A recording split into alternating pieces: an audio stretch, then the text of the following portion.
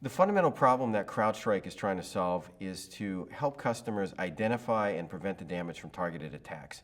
And customers that are using garden variety security technologies, it could be AV or host IPS, those technologies really don't have the capacity to understand what a targeted attacker is going to do, how they operate, how persistent they are.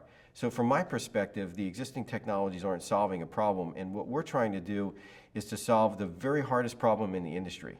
That is massive, massive intellectual property loss by some of the largest companies on the planet, which goes into the billions of dollars.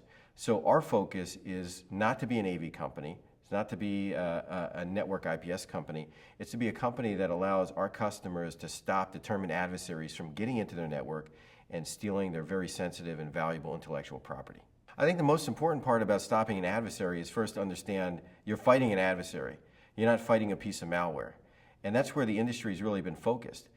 What they've been doing is focusing on the digital bullets, as I like to say. And it's equivalent to someone shooting a gun at you in the physical world, and you're asking, was that a 9mm or a 45 that went by?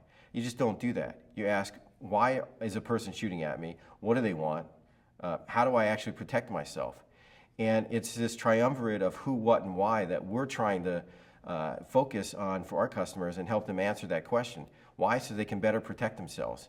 And when customers think about protecting themselves, they really think about risk in three areas: the financial impact, the operational impact, and the reputation impact. And I think that's what our platform is really designed to do, is to empower them to understand who their adversary is, how to fight them, and how to ultimately protect their network.